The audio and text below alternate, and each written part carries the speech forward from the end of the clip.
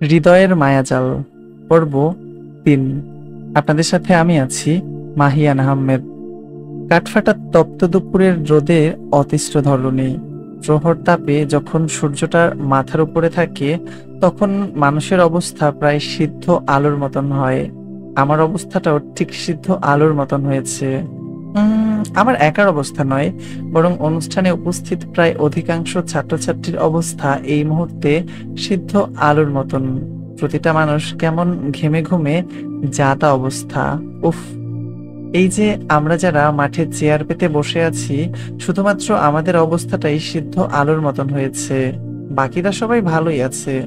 স্টেজের বিশেষ অতিথিবৃন্দদের জন্য বিশেষ যান্ত্রিক ফ্যানের ব্যবস্থা তোড়জোড়ভাবে করা থাকলেও মাঠে আসনে বসা শিক্ষার্থীবৃন্দদের জন্য তেমন একটা যান্ত্রিক ফ্যানের ব্যবস্থা ছিল না। যাও গুটি কয়েকটি ফ্যান রয়েছে, সেগুলো বেশ দূরে দূরে সেট করা, যার ফলে এই যান্ত্রিক ফ্যানের বাতাস যে কোথায় কার গায়ে লাগছে আল্লাহ জানে। আর এদিকে এই গরমে এবার সত্যিই মেজাজ খারাপ হচ্ছে আমার। গরমে আমি সব সহ্য করতে পারি, কিন্তু পায়ের জ্বালা পোড়া সহ্য হয় না একদম। বলতে গেলে প্রচন্ড গরমে আমার বডিতে তেমন সমস্যা হয় না, কিন্তু পায়ে ভীষণ রকমের জ্বালা পোড়ার সমস্যা হয়, যা এখনো হচ্ছে।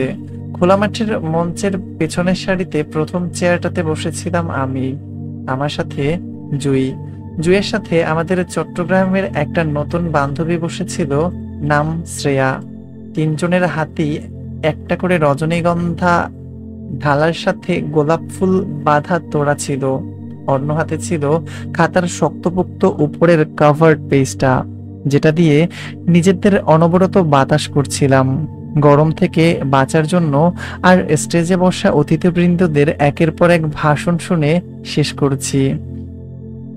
শরীরে গরম আর পেটে ক্ষুধা থাকতে মানবতার ভাষণে যতটা মনোযোগী হওয়া যায়, আমি ঠিক এই মুহূর্তে ততটাই মনোযোগী ছিলাম সংশ্লিষ্ট ভাষণে, যার জন্য প্রায় ঘাড় এদিক সেদিক ঘুরিয়ে রাস্তা খুঁজছিলাম এখান থেকে উঠে যাওয়ার।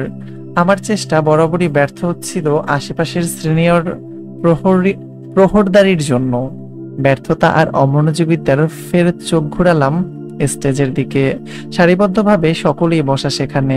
আমাদের বিশেষ অতিথিবৃন্দরা রয়েছে সেখানে। প্রিন্সিপাল স্যার, আরাফ খান, নিহাল খান, হৃদ খান, সবাই আছে একের পর এক বসা অবস্থায়। ইতিমধ্যে আমি সবার নামটাও জেনে নিয়েছি শ্রেয়ার থেকে। যেহেতু শ্রেয়া চট্টগ্রামের মেয়ে, তাই চট্টগ্রামের মানুষের খবর ও ভালো জানে। তবে সবচাইতে বেশি যেটা আমার নজর কেড়েছে সেটা হলো হৃদ খানের পরিবার নাকি বংশগত সূত্রে তারা চট্টগ্রামবাসী, আর পারিবারিকভাবে অর্ধেক পরিবার নাকি হৃদ খানের সাথে ঢাকা থাকে, আর বাকি অর্ধেক পরিবার নাকি চট্টগ্রাম শহরে থাকে নিহাল খানের সাথে। তার মানে হৃদ খানের বাবা মা একসঙ্গে থাকেন না। এবার কেন তারা একসঙ্গে থাকেন না সেটা আমি আরো অনেক পরে জেনেছিলাম। আচ্ছা, যাই হোক, এবার মূল কথায় আসি। হৃদ খানের বাপদাদারা বংশগতভাবেই তারা রাজনীতি করে। সেই ব্রিটিশ আমল থেকেই রাজনীতি খাতায় নাম তাদের।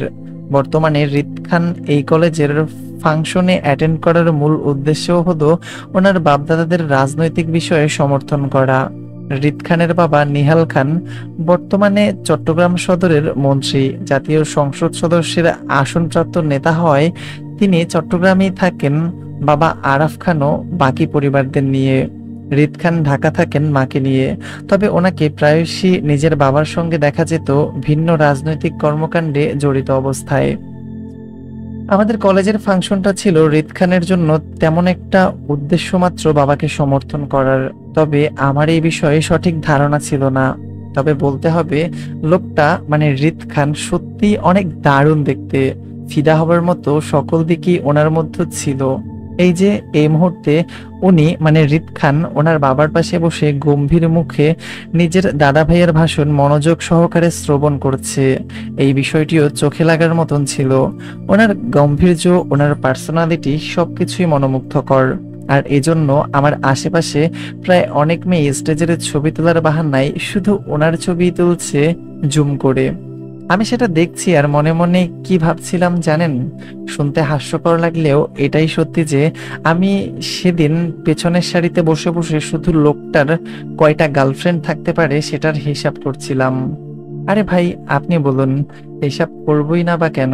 সুন্দর মানুষ চোখে পড়লে সর্বপ্রথম আমাদের মাথায় এই কথাই আসে যে তার হয়তো কোটিখানেক গার্লফ্রেন্ড বা বয়ফ্রেন্ড আছে। তাছাড়া একজন সুদর্শন নেতা বলে কথা, নিশ্চিত তার বস্তা ভরে গার্লফ্রেন্ডও আছে। নেতারা কি আর ভালো চরিত্রের মানুষ হয় নাকি? তলে তলে যে কত ঘাটের পানি খায় এরা, তার হিসাব এরা নিজেরাও দিতে পারবে না। হৃদ খানের করা অপমানটার জন্য আমি সেদিন তাকে একদল দুশ্চরিত্র নেতাদের দলে ফেলে মনে মনে বেশ করে শান্তি পেয়েছিলাম। কিন্তু কেন জান কিন্তু কেন জানতো আমার এই শান্তিটা মাত্র অল্প সময়ের জন্য স্থায়ী ছিল। হৃদ নামক লোকটার সাথে আমার দ্বিতীয়বার দেখা হয়েছিল সুলতানা ম্যামের অফিসে। বিকাল তখন 3টার ঘরে। সম্পূর্ণ অনুষ্ঠান শেষ করে আমি গিয়েছিলাম ম্যামের কাছে আমার ব্যাগ আর আরিফ ভাইয়ার ফোন ফিরিয়ে আনতে, যেটা আমি তখন তাড়াহুড়োয় ভুলে এসেছিলাম ম্যামের কাছে। জুই আমার জন্য কলেজ গেটে অপেক্ষা করছিল শ্রেয়ার সাথে। বাকি স্টুডেন্টরা যার যার মতো করে বাসায় ফিরে যাচ্ছিল, আমরাও চলে যাব। কিন্তু ব্যাগের জন্য পুনরায় ফিরে আসতে হয়েছে আমাকে সুলতানা ম্যামের কাছে। দরজার বাইরে দাঁড়িয়ে ম্যামের কাছ থেকে পারমিশন নিয়ে ভেতরে ঢুকতে হতভম্ব হয়ে যাই আমি। এতক্ষণ যাও একটু সাহস ছিল মনে, এখন পুরোপুরি নার্ভাস আর চুপসে গিয়ে কক্ষের ভিতর হৃদ খানের উপস্থিতি দেখে প্রচন্ড হাঁসফাঁস করে চোখ তুলে রুমের উপস্থিত 3টা মানুষকেই দেখে নেয় হৃদ। হৃদ খান ল্যাপটপের সম্মুখে বসে কিছু একটা দেখছেন, আর ওনার পাশে দাঁড়িয়ে থাকা লোকটা হৃদ খানকে ল্যাপটপের স্ক্রিনে কিছু একটা দেখতে সাহায্য করছে বুঝিয়ে বুঝিয়ে বলে। আমি বুঝলাম হয়তো তারা জরুরি কোনো প্রজেক্ট নিয়ে আলোচনা করছে। আমি রুমে ঢুকতেই প্রথমে চোখাচোখি হয়েছিল হৃদ খানের সঙ্গে, সেজন্য তখনকার অপমানিত চক্ষু লজ্জাটা বেশি লেগেছিল আমার। অতিরিক্ত টেনশন আর নার্ভাসনেসের জন্য ওনার উপর থেকে দৃষ্টি সরিয়ে ম্যামের দিকে তাকালাম। ম্যাম আমার দিকে তাকিয়ে আছে কপাল কুঁচকে, হাতে কিছু কাগজপত্র নিয়ে। হয়তো তাড়াহুড়োয় ম্যাম এই কাগজগুলো গোটাচ্ছে। আমাকে দেখি ম্যাম বলে উঠল, কি চাই? আমি হাঁসফাঁস করে আর চোখে হৃদ খানের দিকে তাকাতে চাইলাম। দেখলাম উনি এক পলক আমাকে দেখে পুনরায় নিজের কাজে মনোযোগী হয়ে গেছেন ইতিমধ্যে। তার মানে আমার দিকে আপাতত ওনার মনোযোগ নেই। আমি অস্বস্তিতে হাঁসফাঁস করে ইতস্তত গলায় বললাম ম্যামকে, ম্যাম আমার ব্যাগার ফোনটা চাই। ওহ, তোমার ব্যাগার ফোন আমি টিচার্স রুমে রেখে এসেছিলাম তখন। তুমি অফিস সহকারী সাজিদকে বলো আমার কথা, সে তোমার ব্যাগপত্র দিয়ে দিবে, যাও। জি ম্যাম। জড়তা মাথা নাড়িয়ে ম্যামকে সম্মতি দিয়ে আর কোনো দিক না তাকিয়ে চলে যেতে চাইলাম। চুপিসারে সোজা ঘুরে বের হতে চাইলে তখনই শুনলাম হৃদ খানের গম্ভীর গলা, আপনি খেয়েছেন? কিছুটা চমকে পিছনে ফিরলাম। হৃদ খান নামক একজন অপরিচিত মানুষ আমার খাওয়ার দাওয়ার কথা জিজ্ঞেস করছে। বিষয়টি আমার কাছে বেশ অবাক করা ছিল। তাই পেছন ঘোরার সাথে সাথে হৃদ খানের উদ্দেশ্যে মিহিস্বরে বলে ফেললাম, না স্যার। আমার উত্তরের সাথে সাথে তৎক্ষণাৎ আরো একটি উত্তর আসলো আমার কানে। পাশ থেকে হৃদ খানের কথার উত্তর দিয়ে সুলতানা ম্যাম বলল, না স্যার, খাবো একটু পর। বুঝলাম ভুল জায়গায় ভুল কথা বলে ফেলেছি আমি। আপনি খেয়েছেন? সমাদরে কথাটা হৃদ খান আমাকে নয় বরং সুলতানা ম্যামকে জিজ্ঞেস করেছিল। আমি মাঝ থেকে ভিনদাওয়াতি মেহমান হয়ে গেলাম তাদের মধ্যে। না বুঝি অন্যের কথার উত্তর দিয়ে নিজেই লজ্জিত হলাম। উফ, কি লজ্জা, কি লজ্জা! আসলে বিভ্রান্তিকর লজ্জাজনক পরিস্থিতি কাকে বলে সেদিন আমি হাড়ে হাড়ে টের পেয়েছিলাম হৃদ খানের সামনে। আজও আমার সেদিনের লজ্জাজনক পরিস্থিতির কথা মনে হলে হাত পা ছড়িয়ে কান্না করতে ইচ্ছে করে। উফ, কি লজ্জাটাই না পেয়েছিলাম আমি!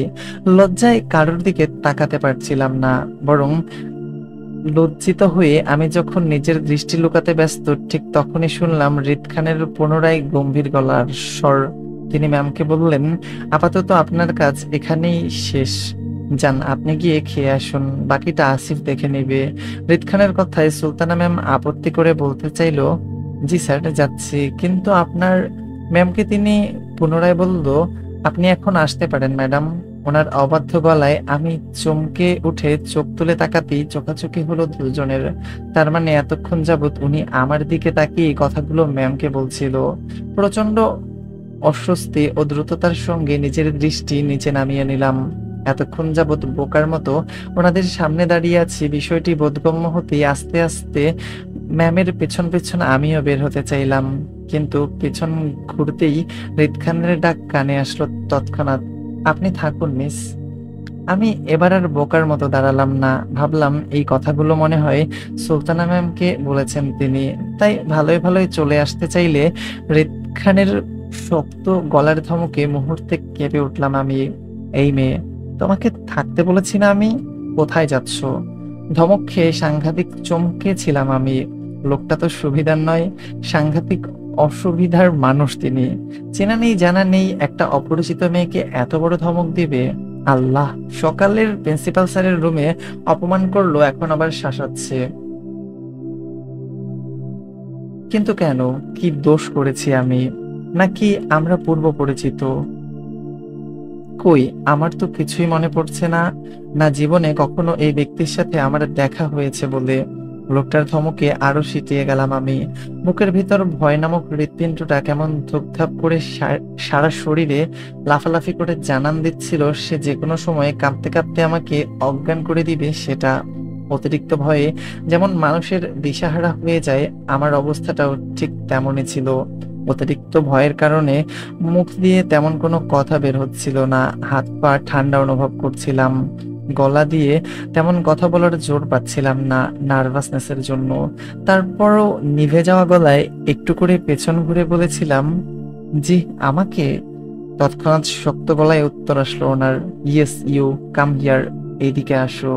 ছেড়ে রাখা শাড়ির আঁচলটা একটু চেপে ধরে নত মস্তিষ্কে 2 কদম এগিয়ে হৃদ খানের সম্মুখে দাঁড়াতেই উনি বললেন, পেছনের সারিতে বসার মতো কি পড়াশোনাতেও পিছিয়ে আছেন নাকি আপনি?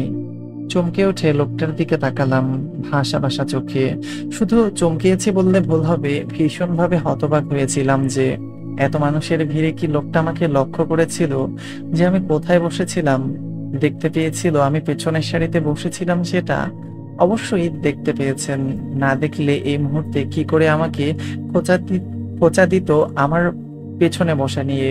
আমার হতবাক চেহারার দিকে তাকিয়ে উনি ফের প্রশ্ন করেন আমাকে, মিস অর মিসেস? ওনার কথার মানে প্রথমে বুঝতে না পেরে অবুঝ গলায় বললাম, হুম, ম্যারিড অর আনম্যারিড? জি আনম্যারিড, মানে সিঙ্গেল। ওনার কোঁচকানো কপালের দিকে তাকিয়ে বুঝলাম আমার কথাটা ওনার মন মতো হয়নি, হয়তো অন্য কোনো উত্তরের প্রত্যাশা করছিল এমনটাই হবে। আমি ওনার দৃষ্টিতে মাথা নাড়িয়ে সম্মতি দিয়ে জানাই, হুম। আমার কথায় উনি চেয়ার ছেড়ে উঠে দাঁড়ালেন, পাশের লোকটাকে ডিঙিয়ে আমার সম্মুখে এসে দাঁড়ালেন টেবিলের সঙ্গে ঠেস দিয়ে। আক্রোশী হেয়ালি গলায় বলে, আজকাল বিবাহিত অবিবাহিত মেয়েদের চেনার উপায় নেই, সবাইকে দেখতে কেমন একই রকম লাগে, এজন্য আজকালকার মেয়েগুলা সহজেই মিথ্যা বলে নিজেদেরকে সিঙ্গেল দাবি করতে পারে, তাই না? আচ্ছা যাই হোক, সেই সব কথা বাদ। আপনি নিশ্চয়ই অবিবাহিত সিঙ্গেল নারী হবেন, আর আমাকেও সত্যি বলেছেন এটাও আমি বিশ্বাস করি। তবে আমার মিঙ্গেল প্রতারক একজন বিবাহিতা মহিলাকে চাই, আপনি সে নন, তাই আমার আপনাকে প্রয়োজন নেই, আপনি আসুন। লোকটার পরপর কথায় হা হয়ে গেলাম আমি। সবগুলো কথায় কেমন মাথার উপর দিয়ে গেল। ছেলেরা অবিবাহিত সিঙ্গেল মেয়ে খুঁজে নিজের জন্য, আর এই লোক বিবাহিত মিঙ্গেল মহিলা খুঁজছে নিজের জন্য পরকিয়া করতে। ছি, কি খারাপ এই লোক! পরকিয়া করার জন্য শেষে কিনা বিবাহিত মহিলাদের খুঁজছে। ছি, এত রুচি খারাপ হয় নেতাদের! প্রচন্ড ঘৃণায় গা শিরশির করে ওঠে আমার। যাও, লোকটার উপর চোখের দেখায় ভালো লেগেছিল, কিন্তু লোকটার রুচি সম্পর্কে জেনে ততটাই গা ঘিন ঘিন করে ওঠে অরুচিতে। লোকটার চরিত্র খারাপ, এই কথাটি সর্বপ্রথম আমার মস্তিষ্কে সেদিন ঢুকেছিল হৃদ খানের বিরুদ্ধে। হওয়ার কথা ছিল।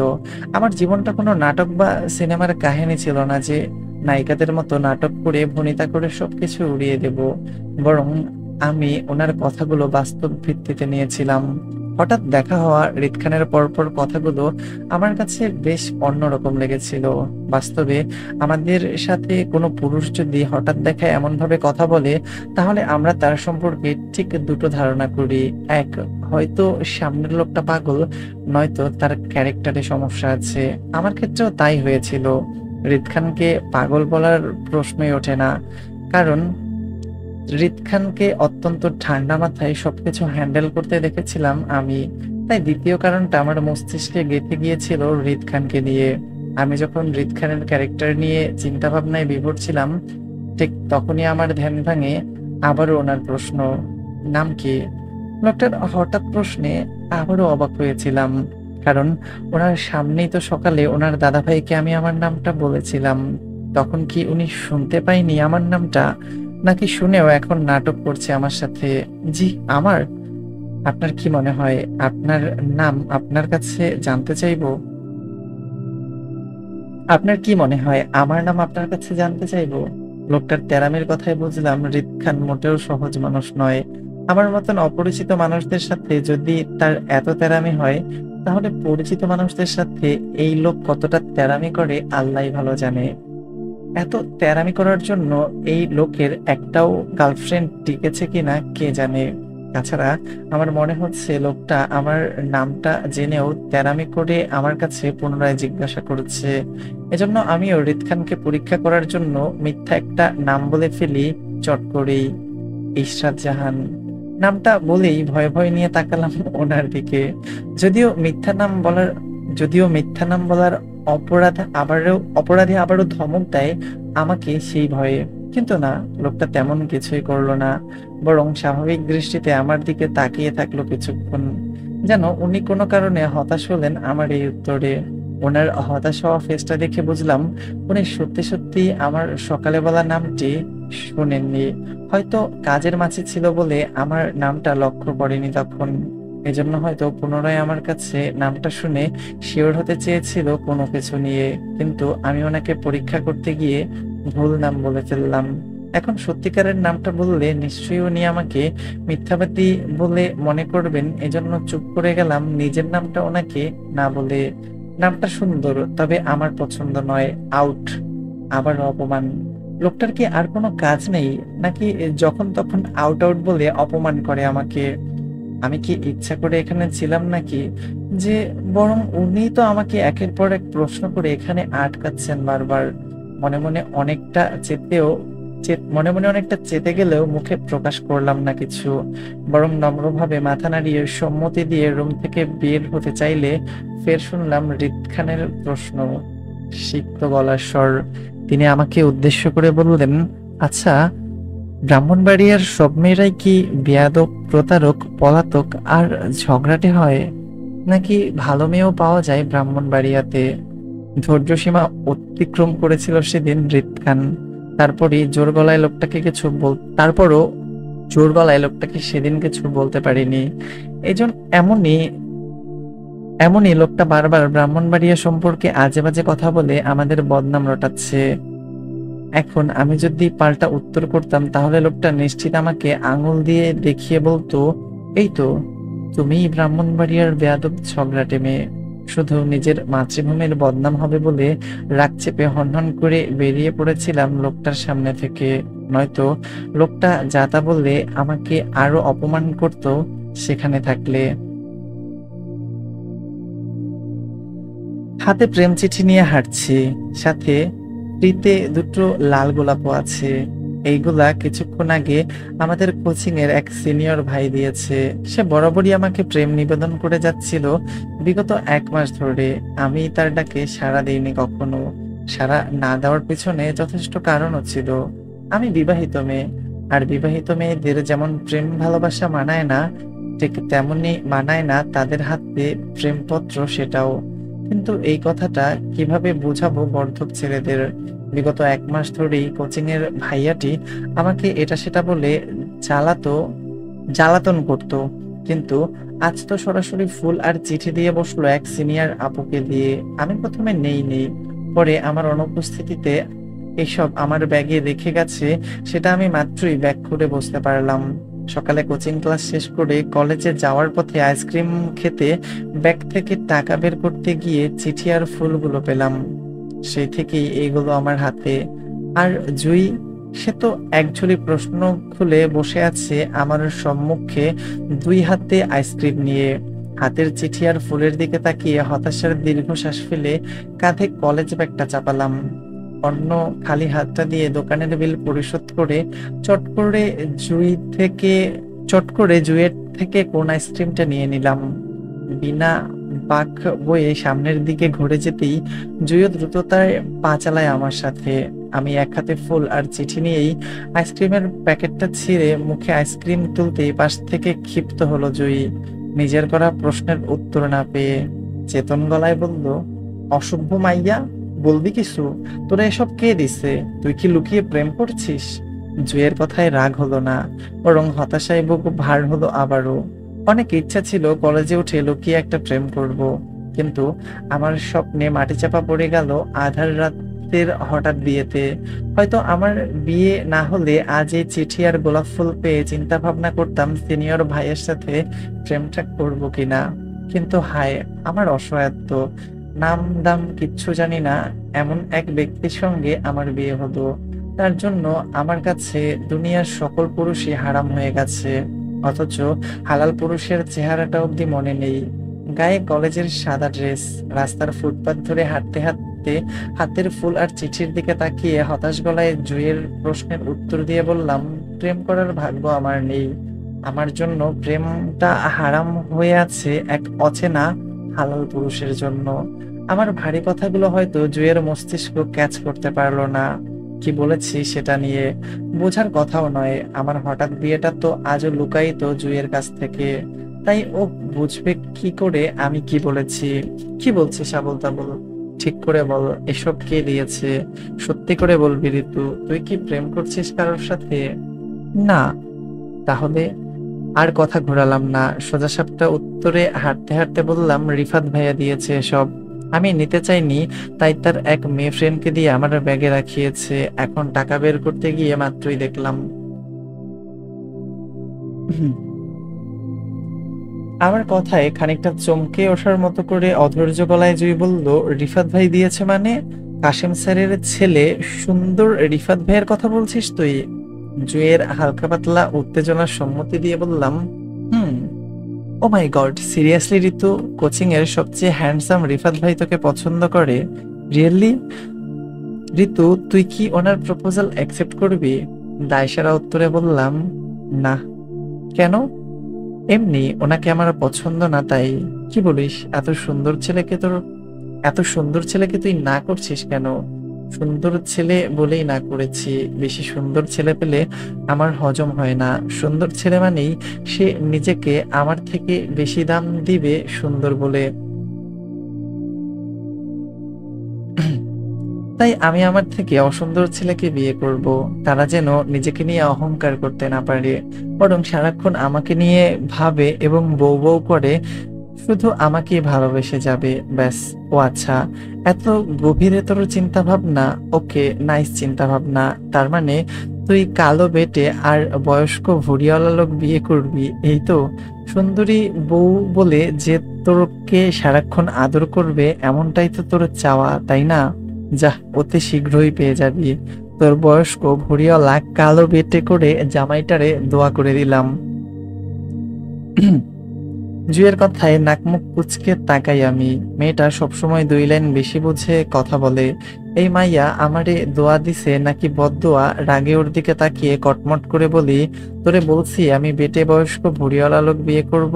তুই জানোস আমার জামাই কত লম্বা? আমি তার কাঁধের সমান আমি তার কাঁধের সমান হই এত লম্বা। দুই হাত ছড়িয়ে দেখিয়ে বললাম, আর তার প্রশস্ত বডি। আসছে আমার জামাইরে ভুঁড়িওয়ালা বলতে। আমার জামাইয়ের ভুঁড়ি বলতে কিচ্ছু নাই, সো নিজের চিন্তা কর। তোর বদদোয়া আবার তোর উপরেই না পড়ে যায়। আচ্ছা, এখানে একটু বানান ভুল আছে, সরি। মাঝে মাঝে দুই একটা বানান ভুলের জন্য আটকে যাই। আচ্ছা, আবার পড়ি লাইনটা, হ্যাঁ। তোর বদদোয়া আবার তোর উপরেই না পড়ে যায়, হুবিস মাইয়া। আবার এত বড় জামাই রে সরি, আমার এত বড় জামাই রে বেটে বলতে আসছে তার ফাজিল শালি। যাহ তুই। কথাগুলো বলতে বলতে থেমে যাই, মুখ ফসকে কোথায় ভুলটা করে ফেললাম বুঝতেই হাতের ফুল চিঠি আর আইসক্রিম নিয়েই চমকে উঠে উদ্বিগ্নতায়। আল্লাহ, আমি এবার শেষ বলে মৃদুস্বরে চিৎকার করে দুই হাতে মুখ চেপে ধরলাম ভয়ে। জুই যে মানুষ আমাকে আস্ত রাখবে না, আর আমার পেট থেকে একটা একটা করে কথা বের করে ছাড়বে।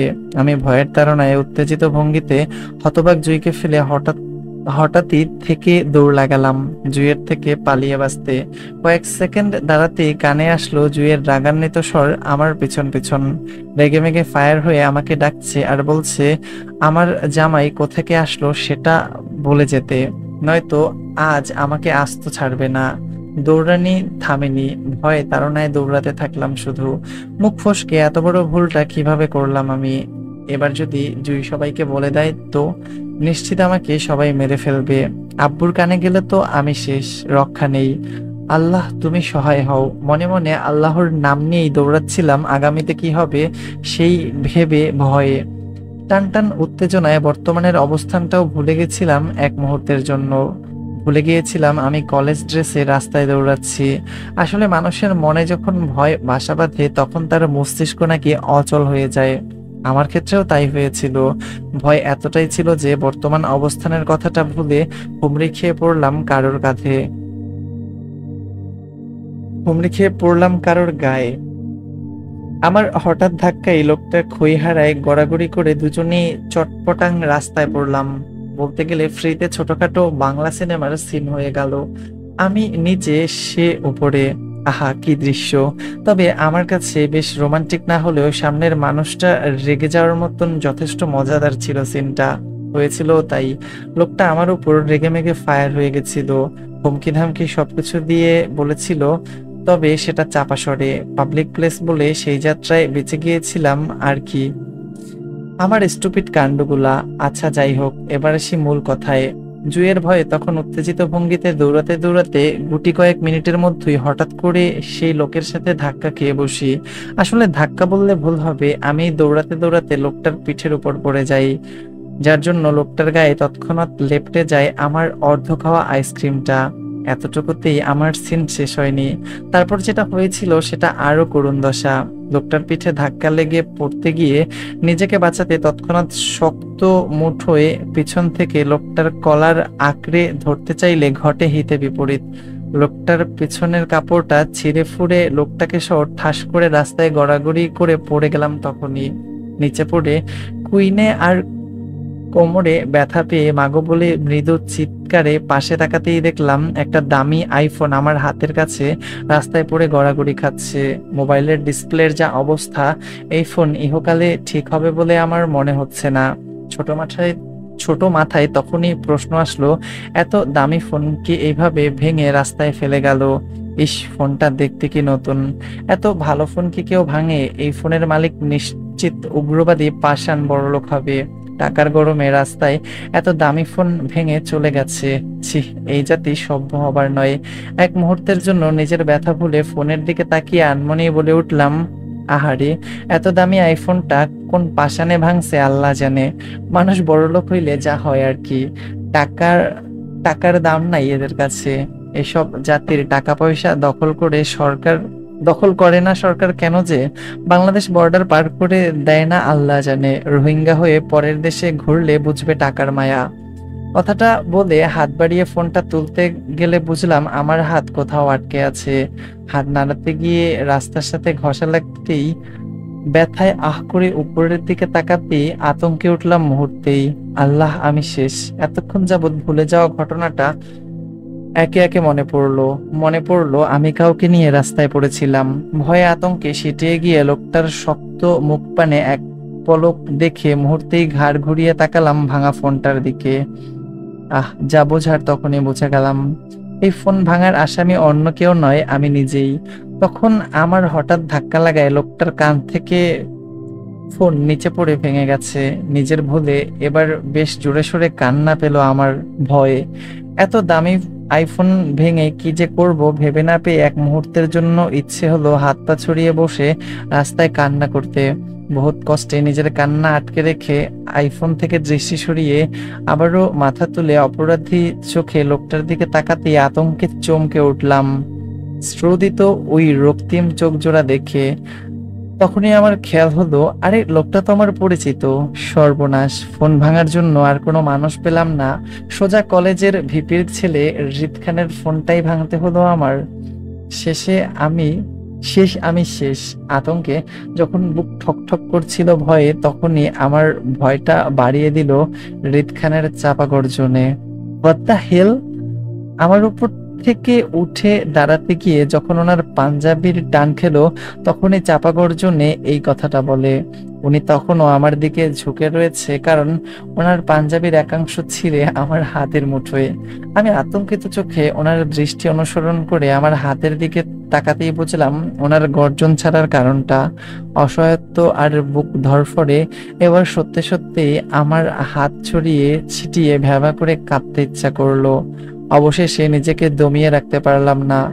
রাস্তায় ওই অবস্থাতেই শুয়ে থেকেই দুহাতে মুখ ঢেকে অতিরিক্ত ভয়ে কেঁদে উঠলাম। এত লোকটার ফোনটা ভেঙে কান্না আটকাতে পারলেও যখন দেখলাম লোকটার পিঠের কর্নার থেকে আহ কোমর অব্দি সাদা পাঞ্জাবিটা ছিঁড়ে আমার হাতে ধরে আছি, তখন কি আর কান্না থামানো যায়? এত বড় ভুল, ভুল নয়, ঘোর অপরাধ। এত বড় অপরাধ করেও কি স্বাভাবিক থাকা যায়? না, যায় না। আমার তো এই মুহূর্তে ইচ্ছে করছে কাঁদতে কাঁদতে একটা সাগর বানিয়ে ফেলি। সেই সাগরের পানিতে হৃদ নামক লোকটাকে ভাসিয়ে কোথাও অনেক দূরে পাঠিয়ে দিই, যাতে আমি বেঁচে যাই। আমার কান্নার মধ্যে লোকটা উঠে দাঁড়ালো। আমি তখনও কেঁদে যাচ্ছিলাম, তবে আঙুলের ফাঁক দিয়ে লোকটাকে দেখছিলাম কি করে। লোকটা গায়ে সাদা পাঞ্জাবিটা ঝেড়ে উঠে রাগে কটকট করে ঘাড় বাঁকিয়ে নিজের পিঠ দেখতে চায়। অল্প একটু দেখিয়ে বুঝতে পারলো ওনার পাঞ্জাবি শেষ, তাই চাপার আগে কটমট করে চিবিয়ে চিবিয়ে বলল, নাটক শেষ হলে উঠে দাঁড়ান, নয়তো গাড়ির চাকার সাথে বেঁধে সোজা থানায় নিয়ে যাব। এখানকার থানাও আমার, পুলিশও আমার। শুধু আসামি হয়ে সারা জীবন পচে মরতে হবে আপনাকে। হাড় হিম করা হুমকিতে কেঁপে উঠলাম আমি। সর্বনাশ, থানা পুলিশ করলে আমি শেষ। আমার আব্বু আস্ত রাখবে না আমাকে ভেবে তৎক্ষণাৎ উঠে বসলাম ভেজা চোখে। আস্তে ধীরে উঠে দাঁড়ালাম অপরাধীর মতো, মাথা নত করে। কান্না ভাঙা গলায় মিনমিন করে বললাম, সরি স্যার, ভুল হয়ে গেছে, মাফ করে দিন। ওনার উত্তর না পেয়ে অপরাধীর চোখ তুলে তাকাতেই চোখাচোখি হলো দুজনের। উনি কেমন কপাল কুঁচকে তাকিয়ে আছে আমার দিকে, দৃষ্টিতে শীতলতা নেই, খানিকটা রাগ আছে, তবে বেশটা বিরক্তির প্রকাশ। আমি ভয়ে কাচুমাচু করে এদিক সেদিক তাকিয়ে আবারও পালাবার রাস্তা খুঁজছিলাম। তখনই আমার পায়ের কাছে কিছুর আভাস পেয়ে নিচে তাকাতে দেখলাম উনি ঝুঁকে রাস্তা থেকে কিছু তুলছে। প্রথমে ভাবলাম হয়তো আমার বইয়ের ব্যাগ তুলে দিবে আমায়, কিন্তু না, উনি আমার ধারণা মিথ্যে করে যখন আমার পায়ের কাছ থেকে রিফাত ভাইয়ের দেওয়া প্রেম চিঠি আর গোলাপ ফুল তুলে নিজের হাতে নিলেন, তখনই ভয়ে চমকে উঠলাম। আল্লাহ, উনি আমার চিঠি হাতে নিচ্ছেন কেন? লজ্জায় অস্তিত্ব বোধ করতেই উনি উঠে দাঁড়ায় চিঠি আর ফুল নিয়ে। উল্টে পাল্টে চিঠির খামটা আর গোলাপ দুটো দেখে আমার দিকে তাকিয়ে কপাল কুঁচকে প্রশ্ন করে বলল, লাভ লেটার? আমি আমি অস্বস্তিতে আছড়ে পড়ছিলাম বারবার, কিন্তু বলার মতন কোনো কথা গলা দিয়ে বের হচ্ছিল না। গলা ভীষণ কাঁপছিল। হঠাৎ করে বড্ড পানির তৃষ্ণা অনুভব করলাম। বুঝলাম আমি ওনাকে ভয় থেকে ভীষণ লজ্জা পাচ্ছি। তাই হুট করে হাতটা বাড়িয়ে ছো মেরে ওনার হাত থেকে চিঠিটা নিতে চাইলেও নিতে পারলাম না, কারণ উনি আমার থেকে আরো এক ধাপ এগিয়ে তৎক্ষণাৎ চিঠিটা মাথার উপরে তুলে ফেললেন। আমি অস্বস্তি বোধ করে জড়ানো গলায় হাঁসফাঁস করে বললাম, এটা দিন আমাকে। কেন? ওটা আমার ছিল বলতে এখন নেই। ছিল শব্দটা অতীতে চলে গেছে, বর্তমানে এটা আমার। আমি যেহেতু রাস্তা থেকে কুড়িয়ে পেয়েছি, তাই এটা আমার। লোকটার অদ্ভুত কথায় বোকার মতন তাকিয়ে রইলাম। কি বলে এসব? আমার চিঠি ওনার কি করে হয় আবার? রিফাত ভাইয়ের সাথে কি উনি প্রেম করবে? ছেলে হয়ে ছেলের সাথে প্রেম? তখনই উনি গম্ভীর গলায় বলে ওঠে, আউট। বিষণ্ণ বলে উঠলাম, মানে? বিষণ্ণে বলে উঠলাম, মানে? আমার কথায় হেলদোল হলো না ওনার। গোলাপ দুটো ঢিল মেরে ফুটপাতের ড্রেনে ফেলে হাতের চিঠিটাও মুষ্টিতে দলা মুচড়া করে ড্রেনে ফেলে দিয়ে আমার দিকে তাকালেন। হাতের ঘড়িটা এক পলক দেখে দায়সারা উত্তরে বললেন, এই শেষ, নেক্সট টাইম আমার চোখের সামনে পড়া নিষেধ। কথা অমান্য হলে জীবনেও কথা অমান্য হলে জীবনও শেষ। মানে এটা কোনো কথা? কেউ কি আর কারোর সামনে ইচ্ছে করে পড়ে যায় নাকি? আমি কি এখন ইচ্ছাকৃত কিছু ঘটিয়েছি ওনার সাথে? সবকিছুই অনাকাঙ্ক্ষিত। এর জন্য উনি আমাকে মেরে ফেলার হুমকি দিচ্ছেন। আমার মতো অপরিচিত মেয়ের সাথে ওনার কি শত্রুতা? আমি প্রথম দিন থেকেই কেন বাজে আচরণ করেছে, এখন আবার মারার হুমকিও দিচ্ছে। আচ্ছা, লোকটা সন্ত্রাসী টন্ত্রাসী নয় তো? হতে পারে, হু নোস। যদি দেখা হয়তো। আমার হঠাৎ প্রশ্নে ওনার মধ্যে হালকা পরিবর্তন ঘটলো। এক কদম এগিয়ে এসে আমার দিকে হালকা ঝুঁকে ওনার দুই আঙ্গুল বন্দুকের মতন করে তাক করলো আমার গলার উপর অথুত নেড়ে নিচ্ছে। বেশ সিরিয়াসলি গলায় বলল, কথার অবাধ্য হলে গুলি যে কোথায় করব নিজেও জানি না। অপরিচিত কাউকে যে এমন ভাবে হুমকি দেওয়া যায় তা আমার জানা ছিল না। আমি অপরিচিত হয়েও যদি আমার সাথে এমন ব্যবহার করে, তাহলে পরিচিত মানুষদের সাথে কি করে উনি আল্লাহই জানেন। এমন উগ্রবাদী তেরা মানুষটার গার্লফ্রেন্ড গুলা টিকে তো? বড্ড জানতে ইচ্ছে করলো আমার ছোট্ট মনে। তবুও মুখ বাঁকিয়ে প্রশ্নটা করার সাহসটা হলো না। আবারও আবার চুপও রইলাম না। ভয়ার্ত মুখে নিভে যাওয়া গলায় আস্তে করে বললাম, আপনি আমার সাথে এমন করেন কেন? আমি তো ইচ্ছে করে আপনার ফোন ভাঙিনি। ভুল। আউট। লোকটার গম্ভীর গলায় কেঁপে উঠলাম আমি। আবারও অপমান। এবার তো আমি ওনার রুমে নেই, রাস্তায় দাঁড়িয়ে আছি। রাস্তা থেকে আউট হয়ে কোথায় যাব? আকাশে। অপমানিত অপমানিত হয়ে সহ্য করতে না পেরে বলে ফেললাম, অপরিচিত মানুষদের সাথে ভালো ব্যবহার করতে হয়। আমার কথায় যেন চটে গেলেন উনি। তিরতির মেজাজে চিবিয়ে বলল, জ্ঞান দিতে বলেছি? আপনার শুকরিয়া আদায় করা দরকার। আপনি আমার পরিচিত কেউ নন। নয়তো যে ডানা মেলে রাস্তায় উড়ে বেড়াচ্ছেন, সেই ডানার পাখনাগুলো কবেই ছাঁটাই হয়ে যেত আমার হাতে। নাও আউট। লোকটার রাগান্বিত মেজাজে ভয়ে সিটিয়ে গেলাম আমি। কি সাংঘাতিক লাগে লোকটা রেগে গেলে। আর কিছু বলার সাহস পেলাম না।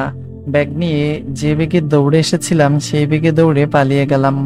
জীবনে বেঁচে থাকলে সজ্ঞানে কখনো লোকটার সম্মুখীন হব না। অসভ্য নেতা। মায়া যেতেই হৃদ বিরক্তির চোখ তুলে নিজের ভাঙা ফোনটার দিকে তাকালো। জরুরি ভিত্তিতে চট্টগ্রামে এসেছিল দাদা বাড়িতে, কিন্তু মাঝে গাড়ির সরি, এখানে টায়ার হবে কিন্তু ড্রয়ার লিখে ফেলছে, আই ডোন্ট নো ভাই। যাই হোক, হয়তো অনেক বড় লেখা, লিখতে গেলে মাঝে মাঝে দুই একটা ভুল হয়, তো সেই ভুল মেনে নিয়েই পড়ে যাচ্ছি। কিন্তু মাঝে গাড়ির টায়ার পাঞ্চার হওয়ায় বডিগার্ড পাঠিয়েছে গাড়ির টায়ার ঠিক করতে। এর মধ্যেই ফোন আলাপ করছিল দাঁড়িয়ে দাঁড়িয়ে। কিন্তু হঠাৎ করে মায়ার আগমনে ফোনটাও ভাঙলো। এমন না যে সে ফোন ভাঙায় রিয়েক্ট করতো না, অবশ্যই রিয়েক্ট করতো। কিন্তু চোখের সামনে মায়াকে দেখে তার রিয়াকশনটা উল্টো দিকে চলে যায়। মেয়েটাকে দেখলে কেন যে তার বড্ড পরিচিত লাগে। হারিয়ে যাওয়া বউটার কথা মনে পড়ে। আজও বিগত 1.5 বছরের উপর হয়েছে তার হঠাৎ বিকেলটার সময়কাল। এতদিন তার তেমন একটা বিয়েটা সম্পর্কে জানতে ইচ্ছে হয়নি, কিন্তু সেদিনকার কলেজ ফাংশনে মেয়েটিকে দেখি তার হারিয়ে যাওয়া বউটার কথা মনে পড়লো ভীষণ। বিশেষ করে মেয়েটার গলার স্বরটা তার বেশ পরিচিত লাগলো। হ্যাঁ, সেদিন ঝড়ের রাতে অ্যাক্সিডেন্টে তার হুঁশ তেমন ছিল না, যার জন্য সাহায্যকারী মেয়েটার মুখটা স্পষ্ট দেখতে পায়নি সে। ঝাপসা ছিল মুখটা, কিন্তু মেয়েটার কণ্ঠটা আজও তার কাছে স্পষ্ট। তারপর কাজী সাহেবের দেওয়া কাবিননামায় দেখেছিল সে তার বউয়ের নামটা রিক্তা ইসলাম মায়া, বাড়ি ব্রাহ্মণবাড়িয়া। ব্যাস, এতটাই দেখেছিল। তার বউয়ের সম্পর্কে আর কিচ্ছু জানে না সে, জানার ইচ্ছাও নেই।